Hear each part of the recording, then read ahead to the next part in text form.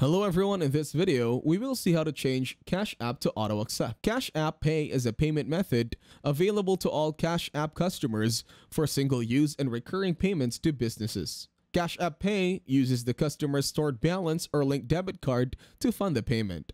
The customer can confirm the payment in one of two ways. During checkout from a mobile device, your site redirects customers to the Cash App mobile application for authentication. The payment is authenticated during the redirect. No additional action is needed in the Cash App mobile application to complete the purchase. The customer is then redirected back to your site. During checkout from a desktop web application, the customer scans a QR code with their mobile device to authenticate the transaction. One of the remarkable advantages of embracing Cash App payment is the opportunity it brings to tap into previously untapped markets.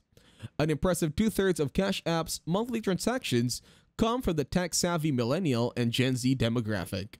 Moreover, an astonishing 55% of Cash App users don't possess a credit card, making Cash App Pay an invaluable tool for facilitating payments by utilizing either the customer's stored balance or their linked debit card.